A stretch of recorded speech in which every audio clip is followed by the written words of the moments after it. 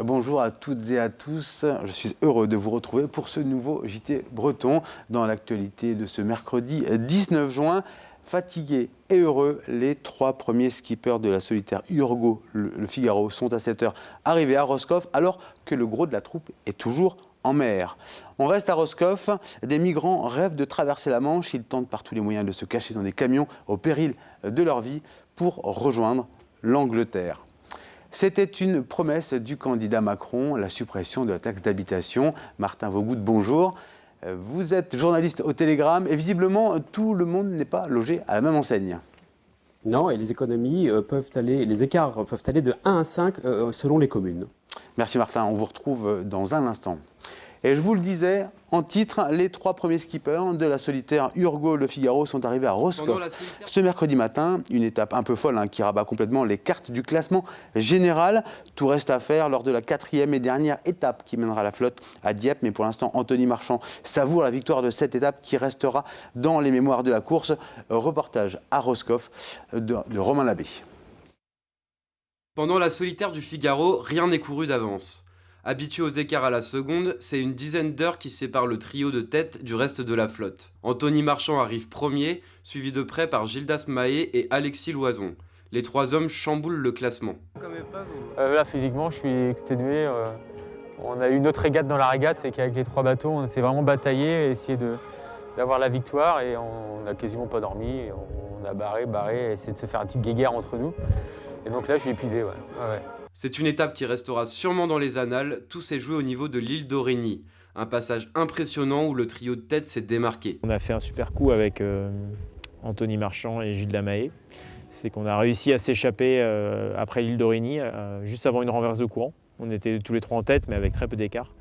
Et sauf que cet écart-là s'est transformé en des dizaines et des dizaines de milles. Ouais, on a essayé de chercher à voir l'extérieur de l'île déjà, faire le tour par l'extérieur. Il y en a pas mal qui ont pris direct l'intérieur et là ils se sont fait direct piéger dans le courant. Donc je pense qu'on a eu raison, mais c'est vrai qu'on a été très gâtés. Dimanche, départ pour la 4e et dernière étape. Les skippers auront 1000 nautiques pour se départager. Et on reste à Roscoff. Chaque semaine, plusieurs dizaines de migrants tentent de rejoindre l'Angleterre de façon illégale. Ils profitent des rotations des bateaux de la Brittany Ferries pour traverser la Manche cachés dans des semi-remorques. Et tout cela au péril de leur vie. Didier Daniel et Tom Gagnou du Télégramme étaient au port du Bloscon en début de semaine. De Bloscon à Roscoff, le trafic transmanche a repris depuis quelques semaines, avec une intensification des rotations entre l'Angleterre, l'Irlande et la France. Et son corollaire, le passage davantage de migrants qui tentent leur chance ici sur le port du Bloscon. Chaque semaine, une quinzaine de bateaux prennent la direction de l'Angleterre. Autant d'opportunités pour les migrants de déjouer la vigilance des gendarmes qui contrôlent scrupuleusement les véhicules. Parfois, les migrants parviennent tout de même à passer. Ce chauffeur poids lourd polonais s'en est rendu compte lorsqu'il s'est arrêté. Il a raconté à notre journaliste. Il y en a 5 qui sont rentrés à l'intérieur. D'accord. Et les 3 autres sont arrivés, ont refermé la bâche et sont allés se loger sous le camion. Et donc il l'a vu, mais c'est pas la bonne direction parce que ce camion fait en fait de route vers Plugfan, vient d'Angleterre mais ne repart pas en Angleterre. Donc il m'a dit que les types n'ont pas opposé de résistance et sont partis tranquillement. Des cas comme ça, il y en a souvent. Toutes les cachettes sont bonnes pour échapper au contrôle des gendarmes. Les migrants risquent même leur vie. Le reste du temps, ils se réfugient sur les hauteurs du port. D'ailleurs, nous croisons une silhouette en train de téléphoner. Cachée dans la végétation, nous découvrons un feu de camp et les restes d'un repas improvisé. De cet endroit, les clandestins surplombent le trafic et peuvent anticiper une opportunité de passage. Ces jeunes restent ici dans les environs de Roscoff et habitent dans des maisons quelquefois squattées. Géorgiens, Albanais, Soudanais, ils sont une vingtaine à Roscoff. Mais le maire de la ville assure que leur présence ne crée pas spécialement de problème. Tous espèrent un jour rejoindre l'Angleterre. Et vous pourrez retrouver le reportage de Didier Daniel jeudi dans le Télégramme. La suite de l'actualité en images, c'est le 5 Info préparé aujourd'hui par Jérôme Gallo avec le concours des rédactions du Télégramme. L'enquête se poursuivait ce mercredi à Lorient au lendemain de l'arrestation de Kylian, principal suspect dans l'accident qui a tué un jeune garçon et en a blessé un autre dimanche 9 juin. Pour les besoins d'une expertise, les centaines de fleurs, peluches et poèmes déposés sur les lieux du drame ont été déplacés. Le jeune homme, arrêté dans un hôtel de l'agglomération après 9 jours de cavale, a été placé en détention mardi soir. Il encourt 10 ans de prison. On sent que les municipales se rapprochent. À Rennes, la maire Nathalie Appéré, issue du PS, a donné mardi soir rendez-vous à ses soutiens le 26 juin prochain, dans ce qui ressemble fort à une entrée en campagne. À Quimper, c'est la députée En Marche Anaïg Lemeur qui s'est déclarée ce mardi face au maire sortant Ludovic Jolivet, pourtant récemment allié à Agir, le parti pro-Macron. Chaude ambiance en vue. Une cérémonie en hommage au sauveteur SNSM des Sables d'Olonne disparu le 7 juin dernier a eu lieu ce mercredi matin à Tréguin. Près de 200 personnes et quelques élus étaient présents au rassemblement initié par la station SNSM de Trévignon. Un bateau taxi pour relier Léon et Trégor. C'est l'initiative qui vient d'être lancée entre Le Quelen à Carantec et Térénèse à Plouganou. 20 minutes de traversée à la demande via les paysages magnifiques de la baie de Morlaix pour 30 € par personne aller-retour. En saison, le service sera disponible 7 jours sur 7. La deuxième phase d'inspection du pont de l'Iroise à Brest aura lieu la semaine prochaine du 25 au 27 juin. Cette mission d'entretien minutieuse intervient du fait de l'architecture exceptionnelle du monument. Des ralentissements occasionnels sur la route sont donc à prévoir. Toutes les informations de circulation à retrouver sur www.diro.fr.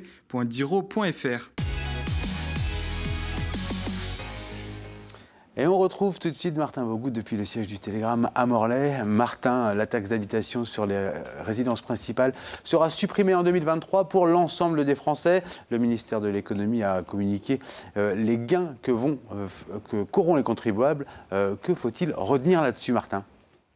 Alors, selon le ministère de l'Économie, le gain moyen pour les Français sera de 723 € chaque année, une fois que la taxe d'habitation sera totalement supprimée.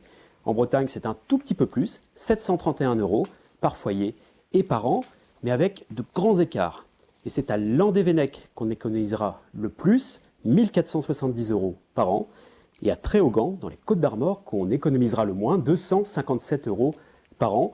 La taxe d'habitation est en effet un impôt local qui varie fortement d'une commune à l'autre. Et forcément, quand on les fasse, eh bien, les économies sont très différentes selon les endroits. Il y aura aussi des différences liées aux revenus des contribuables, Martin ? Oui, pour l'instant, la réforme s'applique pour 80% des Français. Pour les 20% de foyers les plus aisés, l'impôt ne baissera qu'à partir de 2021, avec une suppression programmée en 2023. Et soit dit en passant, c'est juste après l'élection présidentielle de 2022. Cela dit, si la réforme est menée à son terme, eh bien, ces foyers seront gagnants en termes de gains. Pour vous donner des montants, en Bretagne, les 20% de foyers les plus aisés devraient à terme en moyenne économiser 885 € par an. Pour les 80% les moins riches, c'est seulement 518 €. Et certains Bretons n'ont même rien gagné du tout.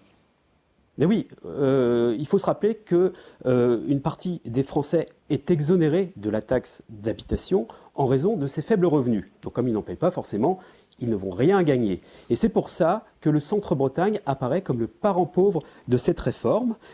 C'est en effet dans cette zone qu'on retrouve les plus grands pourcentages de foyers modestes. Voilà, et si vous voulez en savoir plus, eh bien, je vous invite à prendre la direction du site internet du Télégramme. Vous y trouverez une carte interactive qui vous permettra de visualiser le montant d'économie attendu pour chaque commune bretonne. Très bien, Martin. Eh bien, écoutez, je vais regarder de mon côté un peu ce qui se passe et je vous tiens évidemment au courant. Merci, Martin. Ibiza, c'est le nom du nouveau renfort de la police municipale de Vannes. Présenté ce mercredi matin, ce berger belge malinois patrouillera dans les rues de la ville à partir du 1er juillet. L'expérimentation durera 1 an. Après le déploiement de la vidéosurveillance et de l'armement des agents, c'est un nouvel outil de travail pour des policiers municipaux. Entraîné depuis son plus jeune âge, ce chien de 5 ans est capable de détecter les individus menaçants. Elle est également capable de repérer des stupéfiants. On écoute Dominique Solignat, c'est le chef de la police municipale de Vannes, au micro de Fanny Coconnier. Bien sûr qu'Ibiza va accompagner les patrouilles dans les secteurs dits à problème, tels que Kercado, Midi-Mur, donc ça sera un plus.